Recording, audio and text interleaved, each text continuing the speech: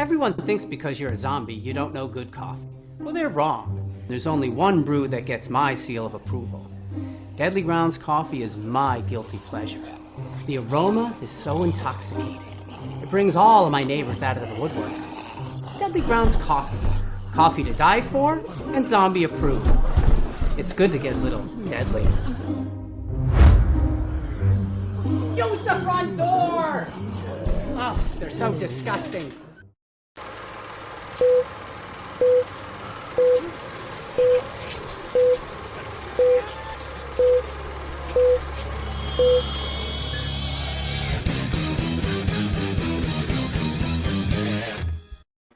Hey everybody, it's Tuesday night, which means it's another live Wicked Horror Show. I'm Kevin, and as always, I'm joined by Tony Has Nine Fingers. What is going on, people?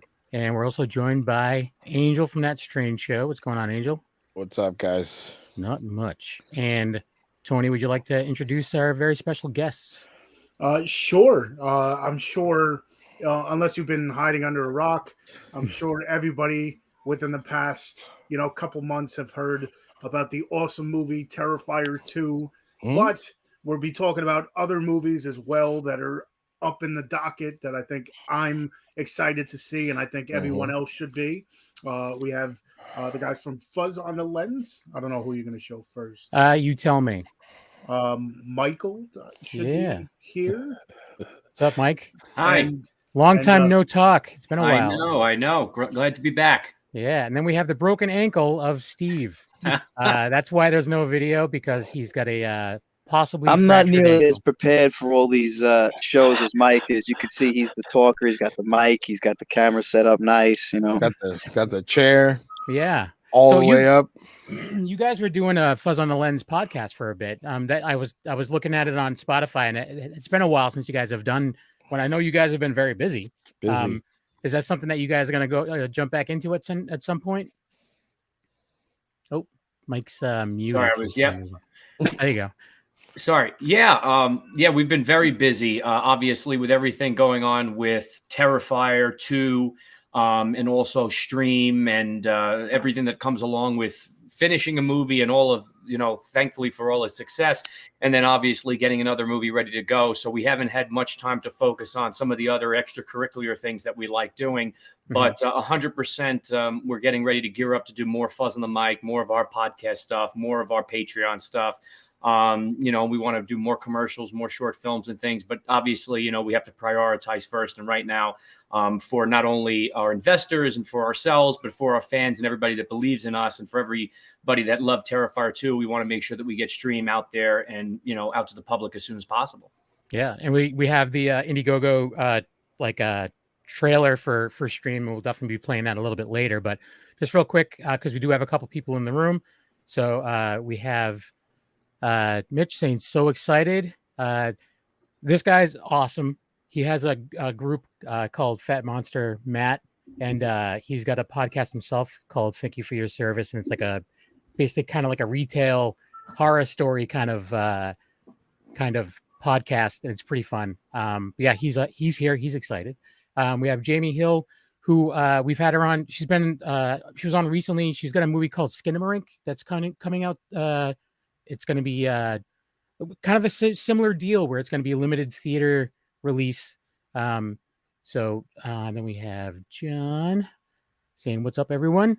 So, speaking of the limited run theatrical, that went obviously that was a very, very big success. And were you guys expecting it to be that big right off the bat?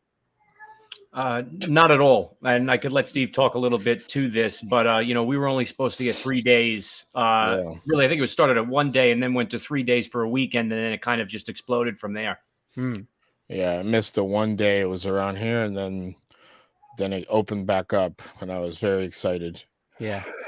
I went that first weekend, but yeah. So Steve, he was saying you could speak on this a little bit. Yeah. I mean, nothing too, crazy. Like, as you expect, a movie like this, a low budget indie film, getting into theaters is really not what you strive for. That's not necessarily the end goal. You want people to see it, you want people to like it, you want it to do well, but you don't ever think that's really where it's going to go. So this being a sequel was really our only thought. Like, well, there's a fan base. It's going to get out there. People are going to like it, and it should have a small run in theaters. But it's all just thanks to the response to the fans. It was never in our minds that more than a weekend, maybe a week, was possible until everybody reacted the way they did. And we owe everything to how everybody treated the film. And then that put it in for like over a month, and now it's playing all around the world, which is also something we never expected. It's in Brazil, it's in I believe France, Germany, like it's everywhere. But I can't even keep track of exactly where it's playing, but it's pretty wild. That's pretty awesome. It's amazing. Yeah, I went to see it that first weekend, and I mentioned to my friend that I was going to bring this up. A friend of mine wanted to go just because he's a big horror buff as well, but he was 50-50 on the first Terrifier, which I thought was interesting. That he's like, I want to see this one in the theater though. He's like, I didn't have the opportunity to see Terrifier, it's in the theater, so he wanted to see it. He was a little worried about the runtime, right? So he was 50-50, and he's kind of a guy that's like, all right, prove me wrong kind of deal, right? I saw him crouch down his chair a few times. He audibly laughed in the theater a few times. And then after the movie was done, he's like, I'm going to have to go back and watch the first one with a new set of eyes. He's like, that was amazing. And we both agreed that the runtime, it is long, but it didn't feel long. I don't think. And I don't think there would have been anything I would have cut out of the movie personally. That's kind of what we were a little concerned about, obviously, going into the beginning. We didn't want anybody to be, scared away or deterred from seeing the film, seeing a 2-hour and 20-minute movie, 2-hour and 18-minute film. But yeah, most people have said that, they've said it looks long, and thankfully for the most part, the pacing is really there, and the pacing is great. And that's kind of what everybody, that's why they don't feel it. So, but again, we were very concerned with that. But, Damien wanted to make his film. Damien wanted to put out there the exact story that he had written. And that's kind of where it landed. Like, we didn't set out to make a 2-hour and 20-minute movie. We just kind of set out to make a good story. The first Terrifier was a really nice introduction to Art the Clown. And then this one was kind of bringing more character development and having a kind of counterpart to Art with Sienna, and a lot more background and things like that. So I'm happy that everybody responded to the story. I'm happy the runtime didn't bother anybody too much. Yeah. And just to touch upon the theater response, just thank you to all the fans. It's because of you guys is why this unprecedented thing has happened. And, it could open up a lot of doors. And I think it did for independent filmmakers, not only horror filmmakers, but just independent filmmakers in general. And 100%. Push through the Hollywood stuff and really show that we can be creative and get some good stories out there. That's what I was telling these guys. Just it's a great movie, but other than that, just the independent part of it. You know what I mean? Independent filmmaking aspect of it, and having make such a huge opening. It's. Because you said with the runtime, all that stuff, I felt like, since we're talking about that, it would have suffered a little bit of the character development that was needed in order to fully get the whole setup. You know what I mean? Especially with the talks of it being a trilogy and all that. So yeah. Well, who knows? Maybe it'll even be more than a trilogy. But just real quick, Sergio is in the chat, wants to say hi to everyone, and we have. John saying that the runtime was perfect. I agree 100%. Like, legit. Like, usually, like, I like longer movies. I like slow burns, and you always find something that you could kind of maybe trim down a little bit. I legit wouldn't have cut anything out.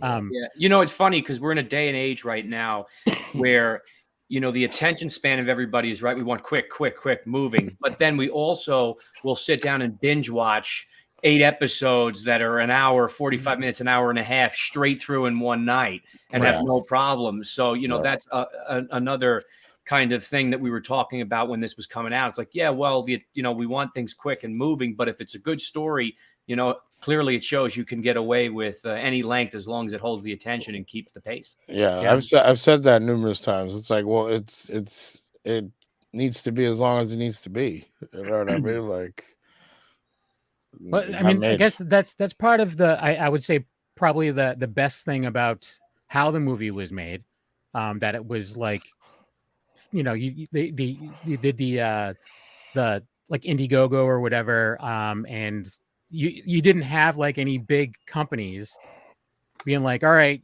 we're going to pay for this, but you got to do it the way that we want it to be done. And it being so successful, to the point that, I mean, the last time I heard it was up to like 10 million. I'm sure it's up to even more now, especially with it in all these other countries.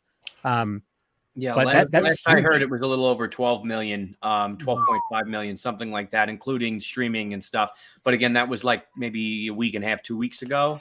So I don't know where it lies right now, but that's awesome. We'll find out soon. Yeah. And it's you know, again, like, I mean, I've met most of you guys. I mean, I've met you guys at Rock and Shock. Yeah, Rock and Shock. And I've met like Damien and David in person, and everyone is awesome. Like, everyone is just like, I legit, when I moderated a panel for David up in upstate New York, and I just told him, just because he's such like a down to earth, like just good dude, I'm like, I couldn't be happier for you. Like, it's great that it's working out. And that there's so much hype. And at that point, he hadn't even seen the movie yet, because it was like, he wanted to see it in a theater environment with like the rest of the cast, if possible, and all this other stuff. So he hadn't even seen it yet. And, you know, he was very excited, and rightfully so. I'm hoping more films and you know, can get that theatrical run, especially lower budget indie films, because there's just something about seeing certain movies, you know, in a theater. Mm-hmm. Horrors are great ones. You have a great time. Comedies are awesome. And then obviously the bigger scale action movies are really good to see in theaters, because it's just nice to have that kind of interaction with fellow fans and crowd. And, you know, it gives great responses. So I'm hoping to see more of this, and hopefully, you know, we can get streamed to do the same thing. Yeah. And you know, and again, it's just a testament to you guys coming out, and the fans just keep doing it, and it'll keep happening. So, Well, I think with that, it kind of stemmed from the first one, because I think the first Terrifier definitely came out at the right time, is because it was a whole pandemic thing, and then it got the Netflix release, and nothing was really around, so everyone was drawn to it. So I think with the first one getting, you know, as much hype as it did, then everybody was talking about the second one. And then everywhere I turned on the news and whatever, the second one was like literally everywhere. I'm just like, there was a reference on like dying in the there was like that, and then it was also like on wrestling. Like, I was watching WWE, and there was a statement to like, and he's killing him like Art the Clown or something. I'm like, okay, like, I didn't expect it from here, but then it was everywhere. And then it's also people that I work with or around that I would never think would watch a horror movie. They're like, oh, did you see? They know I watch horror. So they're like, did you see Terrifier? I'm like, yes. I'm like, I did see Terrifier too. And just hearing it from random people that I wouldn't expect, I'm like, this movie is definitely, you know, around a lot more people than I ever thought it would. It broke through into the mainstream for sure. Totally did. Like, you know, Steve said, we did not expect that. We knew it would have somewhat of a you know, explosion, if you want to call it that, because of our fan base. We knew that it would do well and be successful because of that, but we had no idea that it would go to this level, and exponentially it would just keep growing. Yeah, when I saw it randomly, when I was scrolling through my Instagram feed, New York Post posting about it, I was like, they're in trouble now. in a good way, in a very good way. I was you know, like, it's awesome. to the point. It's to the point too. Like, I know that there's a lot of people in the industry that, you know, would clamor to be part of it. You know, like, there's people that are like, oh yeah, they love the first one. And you guys were involved with the first one as well. Yeah. Do you guys do anything with All Hallows Eve at all, or was it just the Terrifier? Just we got brought on when it became Terrifier, the feature. I wish we got involved that early with it, but I guess wasn't lucky enough for that. But I'm a fan of All Hallows Eve and what Damien did with that, and it just goes to show he followed his heart, he followed his brains, he followed his drive, and, you know, he created something really, really strong here. And it didn't take overnight. You know, it wasn't overnight success like everybody thinks. It was many, many years with short films and different short films and trial and error, and then making the first Terrifier feature. So he did it right, and I'm very happy and proud of him, personally as well. So most people, it probably looks like oh, geez, this just happened overnight, and it's just like, no, I've been working on this for how long? Yeah, I think I read somewhere it was like 10 years he's been with the art character and all that. Yeah. So John's saying that he got his 4K Best Buy exclusive physical copy today, and it'll go with his other versions. And there's a bunch of like really cool like releases, like VHS releases and stuff too. Jamie's saying congratulations on your success. Skinamarink coming out. Yeah, soon. Fingers crossed for Skinamarink. I don't know if you guys have had a chance to if you checked out anything with Skinamarink, but it's it's different. It's very different. Yeah. It's I don't even know how to explain it. It's out there. Yeah. But there's also the Terrifier 2 Steelbook out there as well. Yeah, and also the sold out. Very cool. Nice. Is cool. And then the sold out Witter Entertainment VHS run too. Yes. Yeah. I got there too late. I think I got one of those. One of them I got. Maybe that's pretty funny that you guys maybe I could get one. I don't know. You're involved. So you've been around for a while. I've seen you guys at conventions and stuff. And John, rip it out, Tony, rip it out. Rip it out. What is he doing? Oh, I know what that is. That movie's a really good time, by the way. I don't know if I told you guys, because the last time we had you on, we talked about this a little bit. There was legit moments in that movie that I like audibly laughed. And I don't really do that very much. Like I'll laugh to myself kind of deal, but there was some pretty funny parts in that movie. Like just the expressions and stuff like that were great. And actually, real quick too, Jamie's saying that she loves a little clown girl on Terrifier 2. I agree 100%. Amelie, we all do. Yeah. Amelie plays her. She was like perfect. But I do want to try to pat myself on the back a little teeny bit. When we had, I think it was when we had Damien and David on once before, and like we were kind of like trying to figure out where things were going to go. And I'm like, in my mind, there's maybe multiple Art the Clowns out there, and maybe it's something, and they're just like, so I figured it out a little teeny bit. I was onto it a little bit. I'm glad. Honestly, it's one of the biggest surprises is that little girl never in whatever it was, 3 years of making this movie, never leaked anywhere. No one saw any pictures of her or nothing like that. So we were very happy that she made it all the way to theaters to actually surprise some people.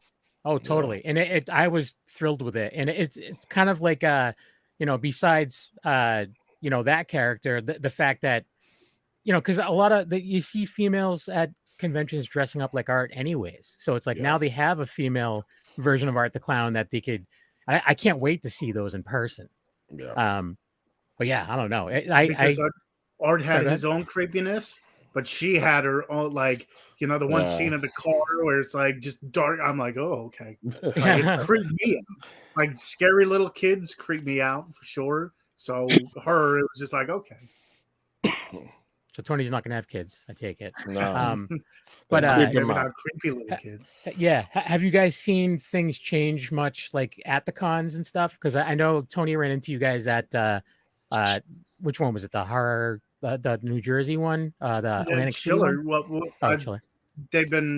I've seen them everywhere, but Schiller was the last one that I saw Mike at, and I definitely congratulated him. I'm like, especially at that point in time, because I think it was only like 2 or 3 weeks, or it might have been the last week that the movie was in the theaters. But I'm just like, it's serious, because like I had a conversation.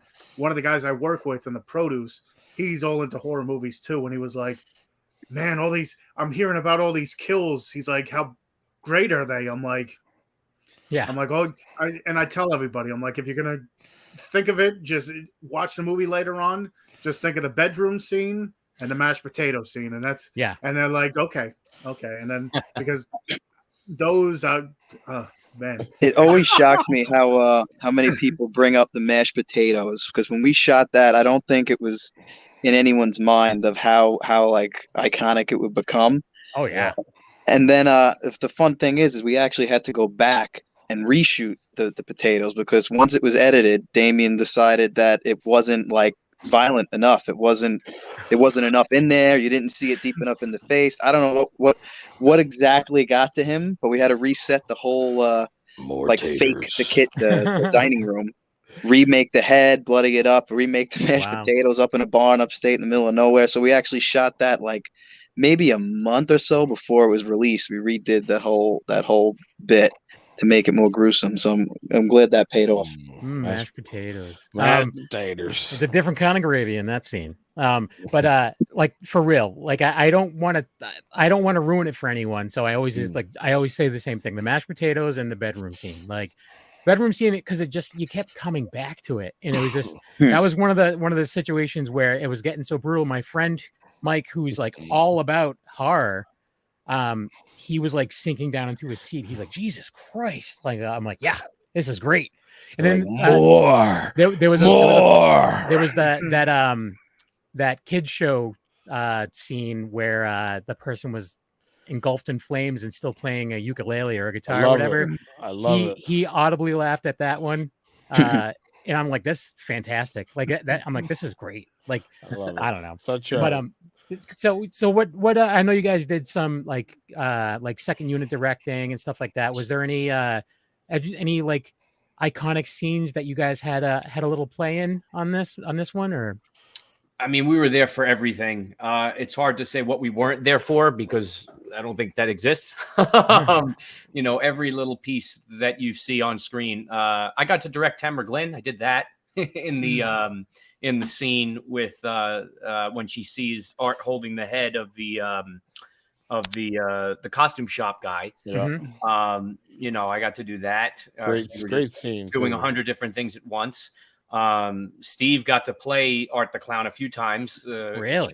Chopping away on a lot of inserts and things like that. I did a few scenes as Art. Jason did a few scenes. I mean, it's anything involving the film. There was only 9 people who made this movie, so it's hard not to be integral and a part of it. The core crew was really 9 people, and that's a testament to how great of a team we had. And we couldn't do this with a big studio, I'll tell you that much. Long hours, especially for the budget that we had. It's just nearly impossible if you don't have people that truly believe in the project and believe in each other, for sure. Yeah. Now you guys were involved in casting and stuff as well, right? Yes, my brother Jason was the casting director, and he worked very closely with Damien. Then obviously the two of them would talk to me, Steve, Phil, get our inputs on everything and who we thought. And for the most part, unanimously, we were all in sync on who we thought should be each of the characters. Nice. And I think you definitely hit a home run with all of them, because everybody fit perfectly in every situation. Yeah, I'm forgetting his name. The brother. Elliot Fulham. Yes, I met him years ago at Monster Mania, and when he was just going around interviewing people. Yeah, same thing I was doing, and I met him and his dad, and I remember after the interaction, I'm like, that kid's awesome. Like I'm gonna be seeing this kid for the rest of my life. Like I guarantee you, he's gonna be something. And you turn around and I'm like, he's in an amazing horror movie, and he was great. He was great. I thought that's before I found out who he was. I was like, I thought that's who it was. Yeah, the little punk people or whatever. Yep. Yeah. It's kind of funny because at a family gathering, my cousin actually knows his father, so they knew that I was, a big horror movie fan. He's like, because he has the little punk people, the picture and whatever on the mounted on his wall. So I'm like, oh, that's a pretty cool picture. He's like, yeah, my buddy drew this. And he's like, oh, yeah, but his son is into all, heavy metal and all this and horror movies. And he was like, okay. He's like, I think he's going to start starring in some kind of horror movie. And it has something to do with a clown. And I'm like, if you're going to tell me it's Terrifier or something, he's like, it sounds familiar. I think it is. And then later on, he's like, yeah, he's going to star in a movie called Terrifier 2. And he mentioned Chris Jericho, because that was the big thing going around with Chris Jericho. And I'm like, all right. And then once it started going crazy, I messaged him. I'm like, you remember that little film that you said? I'm like, I think it's doing a little bit better. Yeah, that's huge. Because I don't know if he's really acted much before this. I mean, Chris Jericho has, but I'm talking about the that Elliot. kid. Yeah, no, he's obviously done a lot of auditions, done a lot of little things. For the most part, he was very internet based, doing interviews at conventions with different actors, horror actors, musicians, and such. Yep. And he built himself a nice little brand. He's also a musician himself. Yeah. So it's really cool. We felt like we hit really with all of them, like you guys mentioned, with everyone, hit the jackpot with the cast. Same with Lauren Levera, who plays Sienna. She was really our only choice. We had seen her. Rightfully so. She was fantastic. We saw her a few years ago, and Steve was kind of keeping an eye on her and what she was doing. She was a friend with a mutual friend of ours, but that's kind of not even how it connected. She sent the tape in, and then Jason and Damien picked her, and then from there it just it was just meant to be. She was great. And actually, it's funny because I've never met her. I mean, hopefully one of these days I'll be at a convention that they're both at, so I can get that awesome photo op, and hopefully they're both in character or something. I would like lose my junk. But so the thing that I made, whatever. The thing that I made for David when I was up in upstate at a con with him, has both art and her character in it. And now that I've mentioned it, I'm just going to bring it up. So I'm going to explain it real quick before I hit play. So it's a VHS tape that I hollowed out, and I have a 3D printer because I'm a nerd and I'm almost 50. So I have a 3D printer, and I made like a lithophane. Like I hollowed it out, and I carved things out, and I made a lithophane to make it look like just a VHS tape. But there's a light inside, so it just looks like a mess before you turn the light on. And then when you turn the light on, you can see everything. So I just want to show it. But so that's what it looks like without the light being on.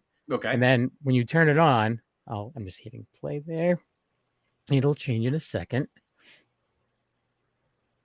Oh, wow. That's cool. Yeah. And it took many, many tries to get that kind of right. It's still not perfect, but that's really awesome. Yeah. And I was happy with how it came out. So I gave that to him. And I, if I see that she's going to be at a con that I'm going to, I'm going to make her one as well. I'll make one for Damien. I'll make one for whoever. But I love it. That's freaking awesome. Yeah, it's I don't know. My wife closed the door. I'm happy because she's always like, "You have this stupid 3D printer. Make some money with it." And I'm like, I just want to make stuff to give people. But whatever. That is what it is. But that being said, we're almost at the halfway point. So I want to play the trailer for Terrifier 2 for those who haven't seen it. Where have you been? And then after that, we definitely want to talk about Stream and what else you guys got going on. So here is the trailer for Terrifier 2, and we'll be right back. So, did you figure out what you're dressing up as tomorrow? He wants to dress up as a real guy who murdered 9 people last year. Oh, you're not doing that. It's just a costume.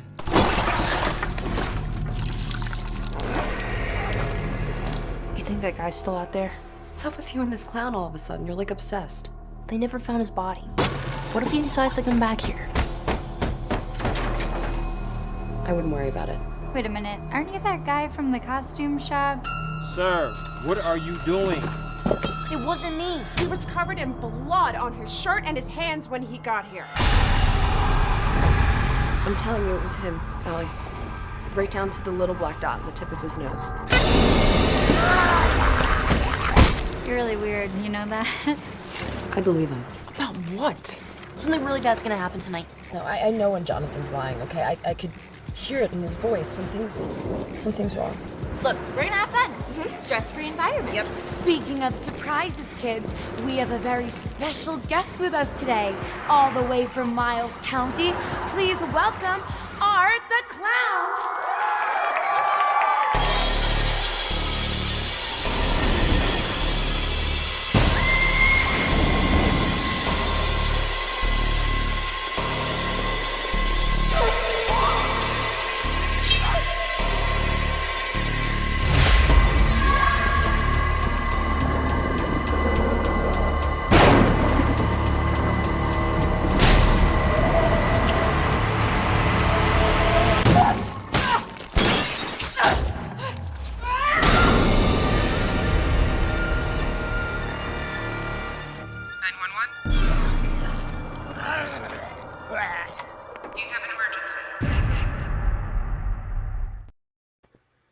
Here you go.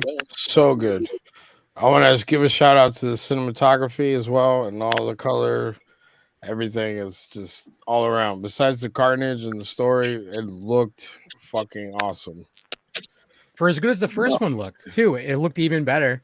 And one of the things that what made my friend kind of 50-50 with the first one is that he's just like, well, there really isn't like that much of a plot with the first one. And he's like, but this one, there's a ton of character development, and there's a great plot, whatever. Which I can understand, but the first one is still fantastic. I think this one is way better, but I still love the first one. For as much as I love the first one, it says something that I love this one even more. Yeah, there's just a charm about the first one being so totally small, and it's the same with all of these kind of successful films with their sequels that have successful sequels. They kind of start off with this idea, and then you're able to expand upon it, make it bigger, and make it better. But obviously, like even the first Halloween, look how simple that film is. Yeah. Look how crazy they went now. If you look at the 2018 Halloween Kills, it's just there's no one's ever going to beat that charm of that first one. But those films, the kills are a lot crazier, the second one, Steve can talk a little bit to that too, because he's a part of the camera department with George Stuber, who is the DP. They worked very hard in lighting the film, and the camera we shot on everything is the top notch, Alexa. So Steve can touch a little bit upon that even more so than I can. Yeah, send me those specs, man. Well, if you want, I will say thank you on behalf of George, who we told to join us today. He is a bit of a genius to make everything that we made, and of course, he's the guy who was late to the day we shot at his own house. So I don't know why we expected him to actually show up to this on time. He was late at his own house. How did that work? I love it. I've done that. I've done that before. It can happen. He's an enigma. I don't know where he was or what he was doing, but we literally one of the days. I guess I don't know if anyone wants to know. I won't give up which was his house, what scene it was, but we shot a good portion of it at his own house, and everyone's there waiting outside to get in and start working. And he was out like shopping or something in the morning, and then he came back, or he was upstairs with his kids. I don't even know where he was, but an hour later we finally get in. That's today. Yeah. So, but if you want the specs on what we shot it on, the first film was all on red. It was a red Scarlet, which was already a little of an outdated red. The second one was all Alexa Mini, mostly Alexa Mini. Some of it was on red too, and ARRI Ultra Primes. So much upgraded lens package. All these things that you get to do once you have a little bit of success, as well as bringing in all of our equipment, our team, me, Mike, Jason. We have our own production company, obviously, with a lot more gear and things like that to add to it. And then it comes down to work, to effort and hard work, because nothing compares to what you're going to see. Like you're talking about big budget movies that are in the theater at the same time. What they spend on 1 hour of a crew for lighting is more than what we spend on the whole movie. Yeah. So you can do a lot with the little. Like you see people running through the hallways in that trailer, and that's all in a real haunted house with mostly lights we bought at Home Depot, like hanging above them. So like you don't need the crazy stuff to do something really nice, but it does definitely help sometimes.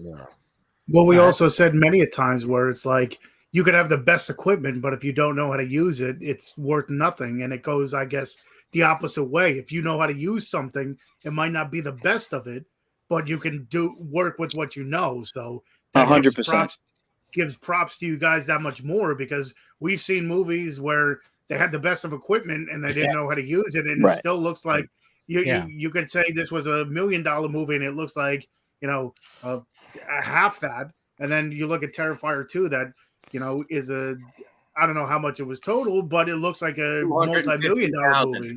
Yeah, that's what I read too. I've been telling people 250. Oh, 250. Yep. People really get, like you said, though, people really get caught up on like, well, what camera is it? I just need that. I need that so it looks like what everything else looks like, and that's really not what it is. You really can't tell the difference most of the time.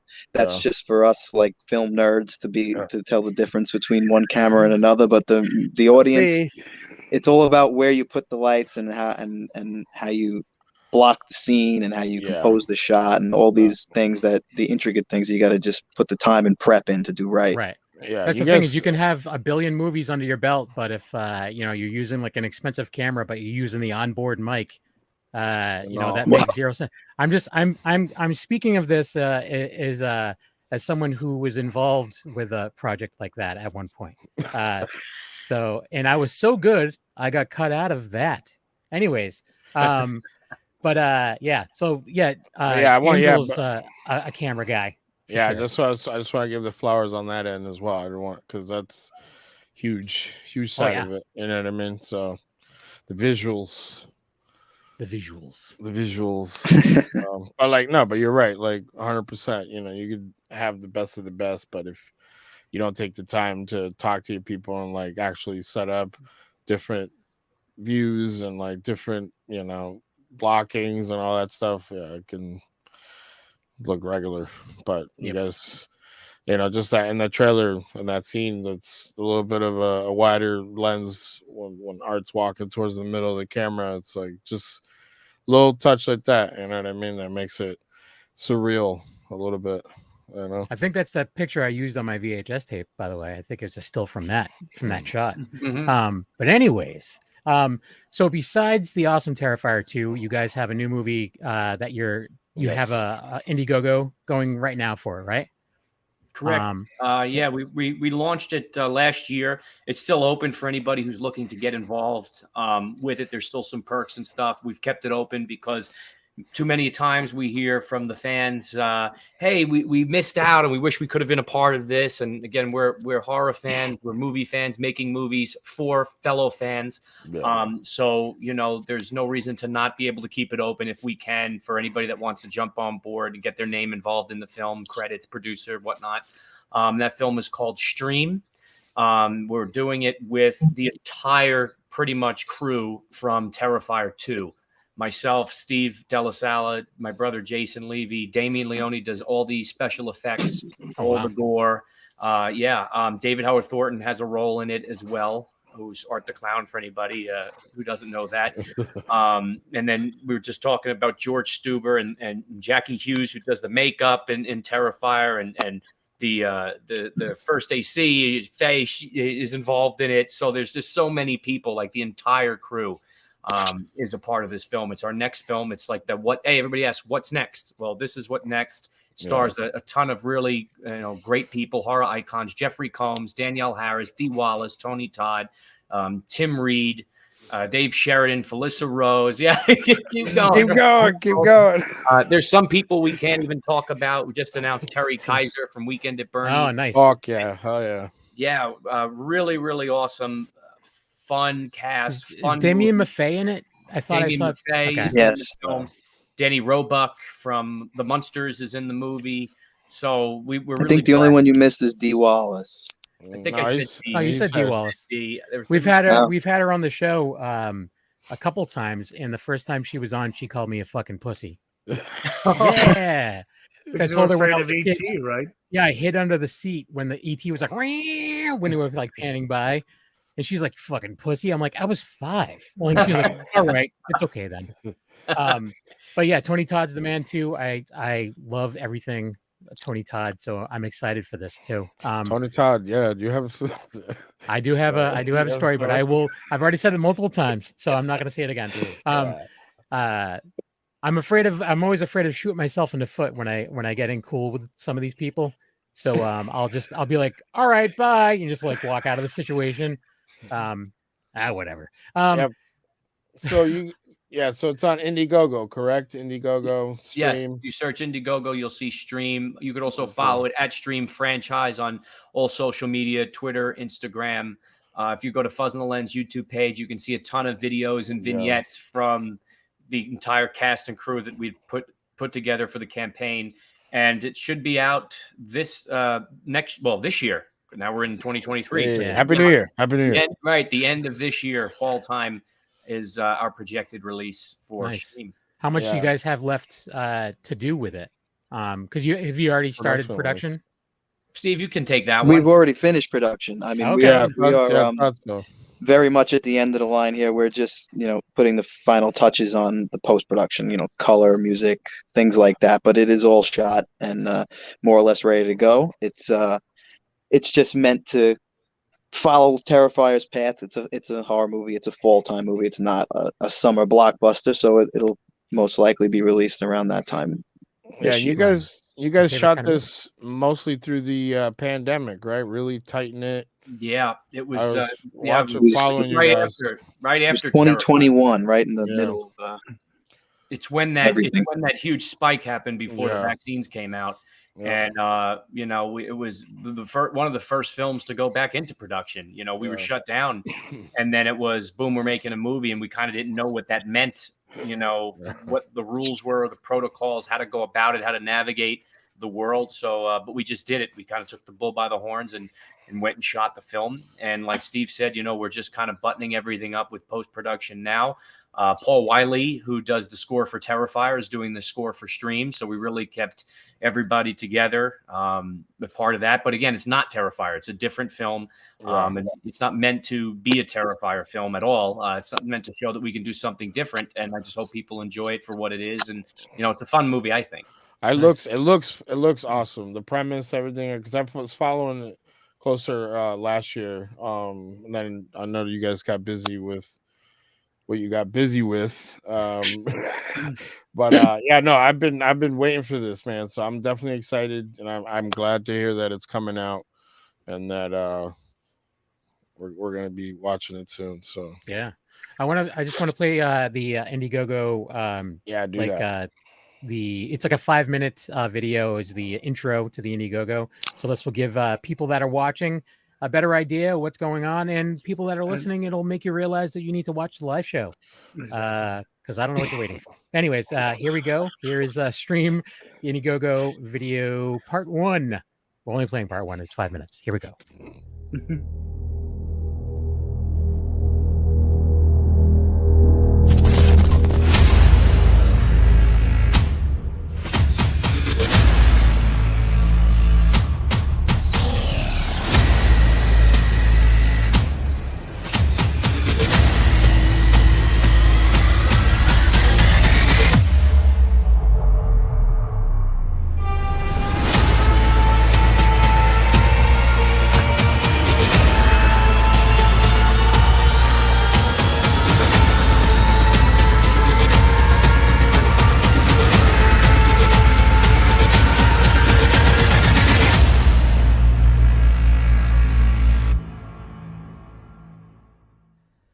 Hi, I'm Michael Levy, and I'm the director of the upcoming horror film Stream.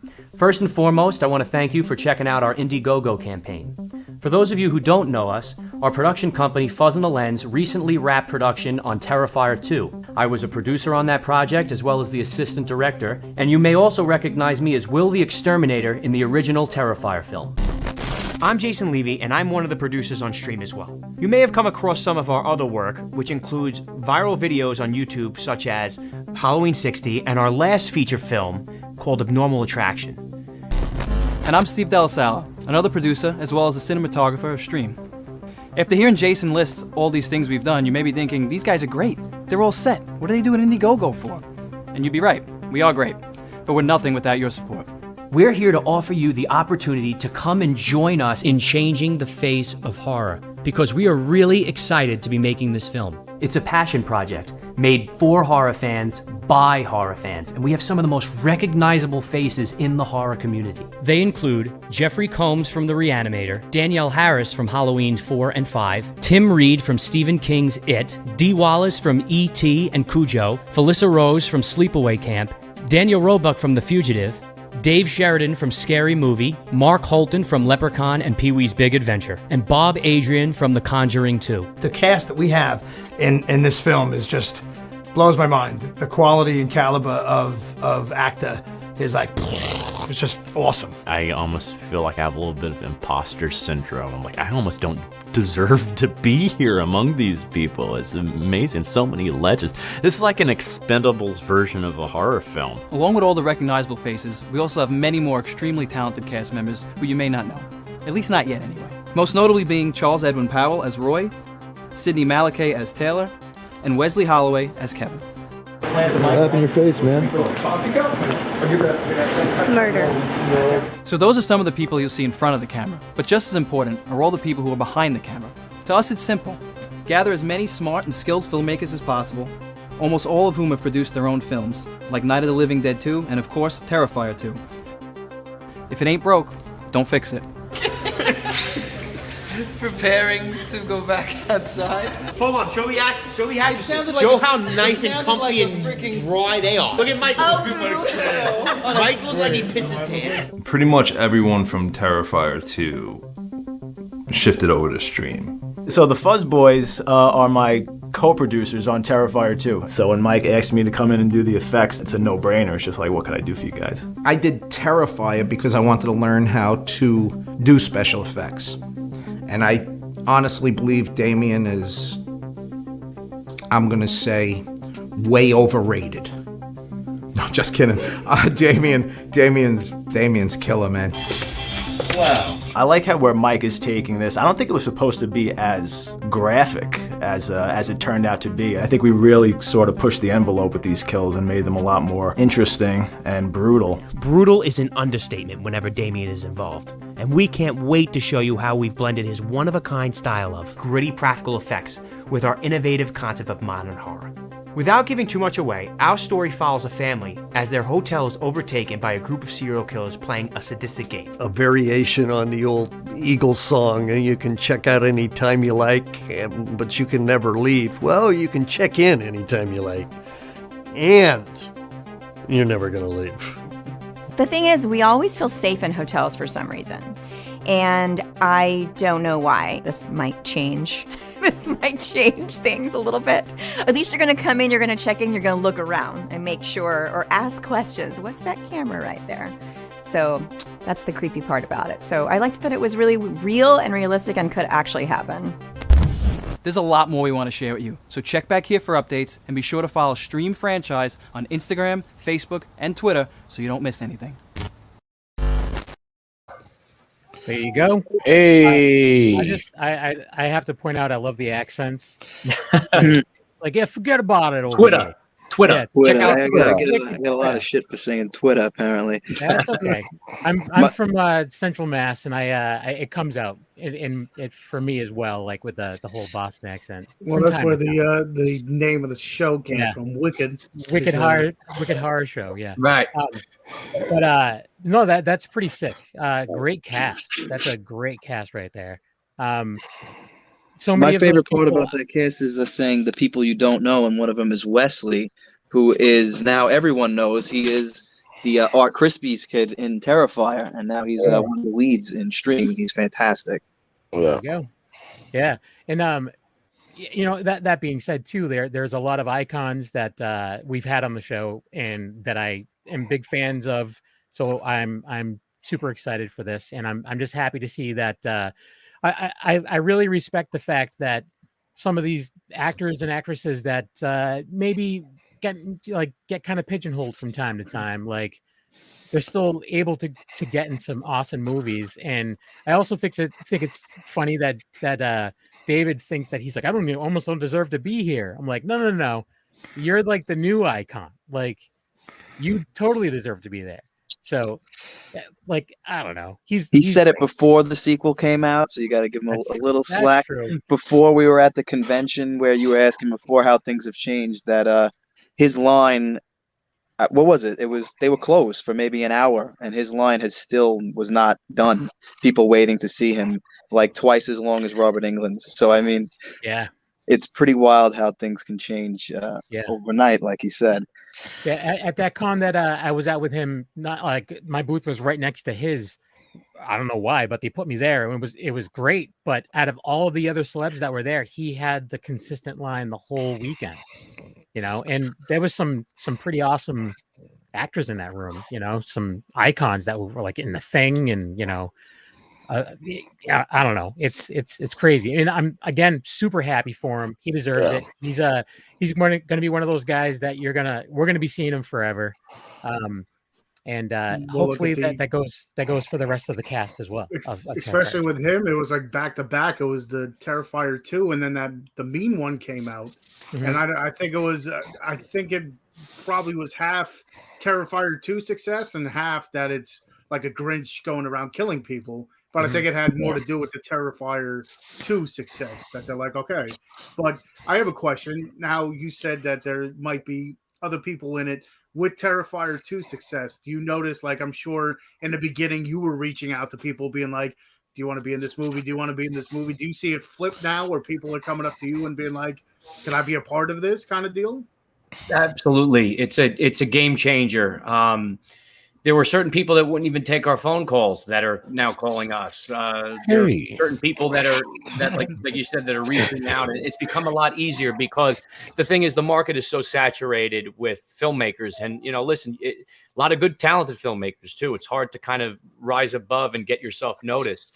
And luckily, through our work and through, a little bit of luck and everything else, we were able to break through. So now we're not just, hey, I'm so-and-so and I make a movie. It's, hey, I was a part of Terrifier 2. I made Terrifier 2. And now people are like, oh, I've heard of that, or I've seen that, or enjoyed that. And it kind of just sets you apart just that little bit to where you can make some noise. And for sure, it's definitely been different, and it's been surreal, and we've been trying to take it in and also not move too quickly to where, you can have any mishaps or anything. We want to calculate it right and kind of just pick our next move wisely.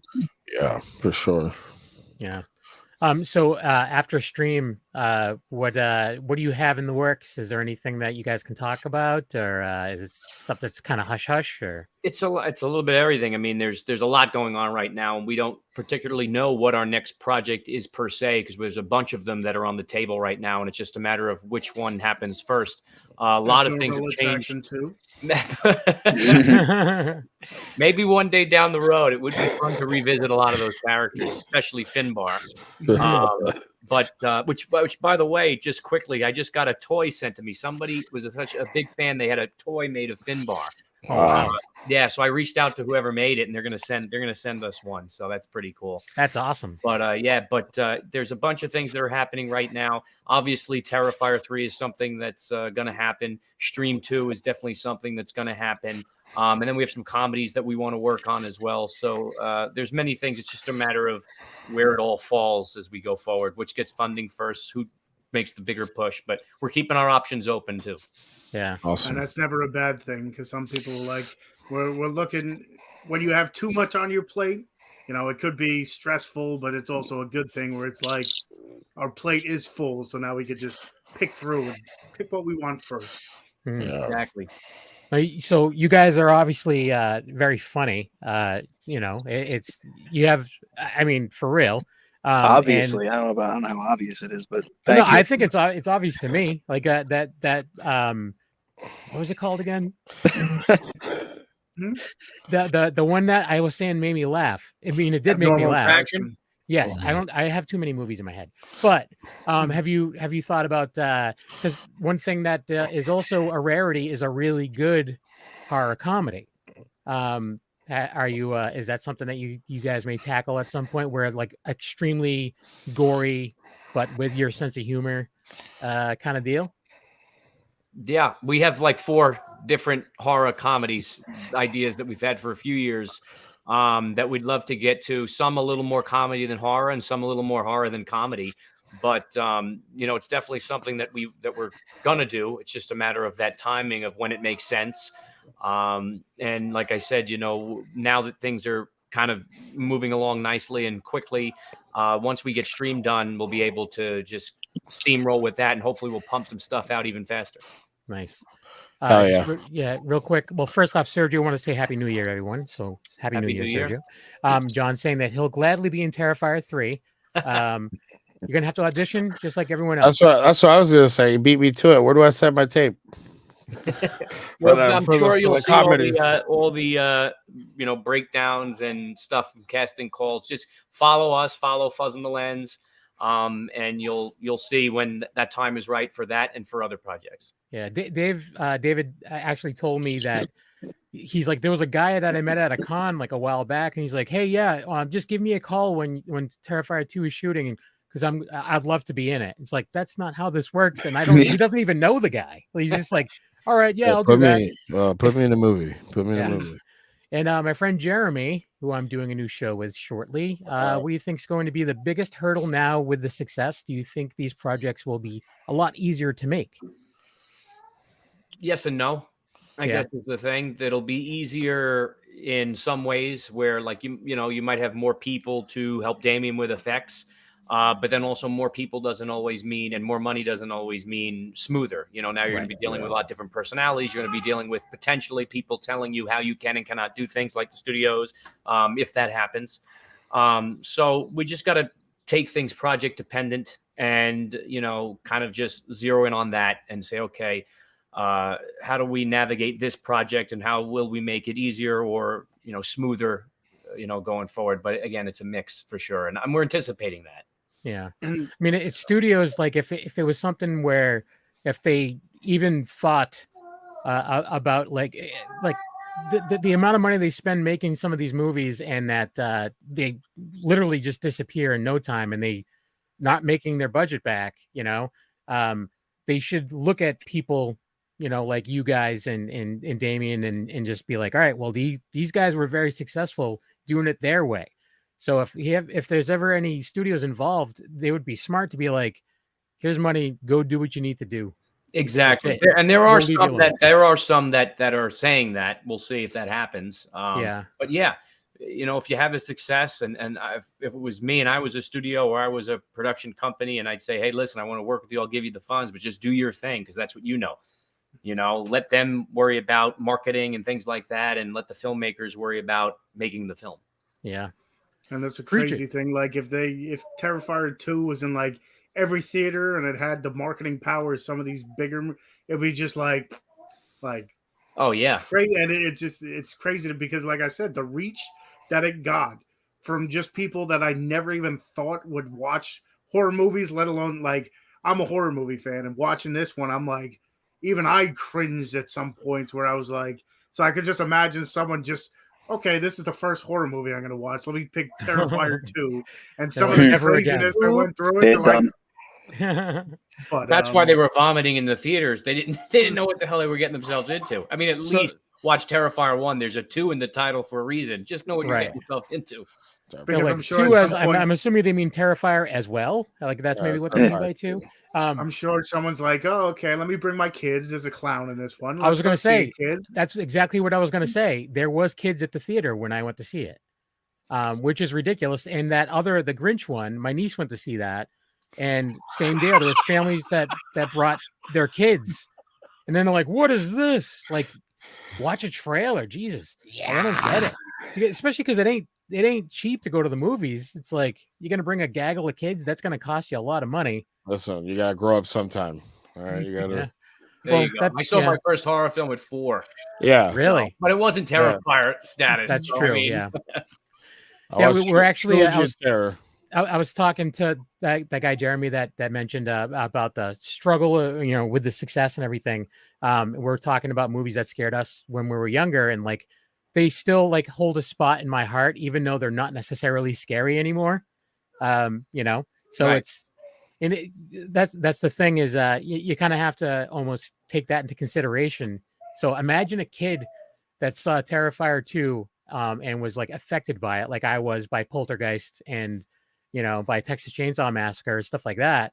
And imagine what it's going to take to get them scared down the road. Yeah. Like, imagine the movie they're going to make in 25 years. That's what I was going to say. The whole movie's just filmed in blood. More blood. Yeah. It's going to be like 20 years down the road. People are going to interview. What movie got you into it? Terrifier 2, the bedroom scene with the whole. Yep. I was just like, and especially in that scene, there's different parts of that just kill that are just so ridiculous that people can pick each part. Like certain people might get afraid of the well, I don't want to go way too deep. Yeah. I want everybody to watch it. Watch your mouth. To watch it. But the one hand part, I was like, oh, okay, that got me the most. There's a lot of fun parts. The best part about that scene, from my perspective, is you've alluded to a few times, kind of that we didn't really all see it together, this movie, until it premiered at a Fantastic Fest in Austin, and that's the first time Casey, who plays, Allie in that scene, saw it. So she couldn't even watch it. I was watching her more than I was watching the movie, and seeing her cover her eyes, cowering in the seat, like looking at Damien, like, what did you do? How did you do this to me? She was there and she didn't realize how gruesome it was. That's fantastic. That's huge. So it's 10 now, so we definitely have to wrap things up. So yeah, stream though. Stream's coming. Yeah, stream. So hit the Indiegogo. Yeah, and I put the Fuzz on the Lens website, so it's in the show notes. So if anyone wants to go check out their other stuff, and there's other videos and stuff there. But our buddy Marcus was in there with his long locks. I love it. Yeah. So yeah, besides that, I mean, you guys are all over social media as well. Where's the best place for people to follow you? Simple, just at Fuzz on the Lens all over the place, and through that you'll find our personal ones, you'll find the stream one, but Fuzz on the Lens across the board, and you can find us. Yeah, perfect. Angel, what about yourself? Where can people find you? You can find me and at That Strange Show, and yeah, just check us out. We're coming back soon. On a little bit of a hiatus, and then we're gonna start kicking ass again. And Tony, you can find me at Tony Has Nine Fingers on YouTube, where I do movie reviews, unboxings, anything movie related. Tony Has Nine Fingers on Twitter. Tony Has Nine Fingers on TikTok, which I hit a milestone of 20,000 followers. So slowly, shout out, slowly going up there. So check me out there. That's like my main hub, I guess. Tony's Movies on Instagram, where I like to post movies on and make sure I tag everybody in it, just so everybody gets the credit that they deserve. And of course, here on the Wicked Horror Show, most Tuesdays, 9 p.m. Eastern Standard Time, whether we have awesome guests or just a horror movie chat. So we're looking for big things this coming year, and definitely check us out. It's a good way to start the year. Talking about a movie that was awesome. So it's And the one thing I must say is make sure it's awesome that everybody listens, but definitely come to the live shows. You can ask questions, you can follow along, and also you could check out the awesome trailers that we have in the Indiegogo videos. So definitely check out our live shows. Kevin. Just A Knuckle on Instagram. Besides this, I'm also part of Black and White Fright and Violence Buffet. And there's a new show starting that I'm doing with Jeremy Courtney, also known as Jar Jar Jeremy. And this movie, Terrifier 2, is actually going to be one of the movies that we're going to talk about. But it's a movie with an actress that was featured in the original Scream from 1996. It's the podcast is going to be called The Re-Education of Nancy Ann Ritter. Between myself and Jeremy, we're going to school her on horror because she's afraid of horror. And she's been at the cons and stuff for a while now, and she's just trying to embrace it. So we're going to school her a little bit on horror. And Terrifier 2, we're going to go from like The Shining up to like more current times, including Terrifier 2. So because I told her, I'm like, you're going to run into these guys at cons. They're going to be everywhere. So you're going to want to see the movie just so you can be like, oh, I stay away or whatever. But yeah, so be on the lookout for that. That's going to be coming out in February. We're going to start recording those actually this week. So yeah, so be on the lookout for that. Thanks for watching and listening. And have a good night, everyone. Thank you, guys. Thank you, guys. Thank you very much. 1 second.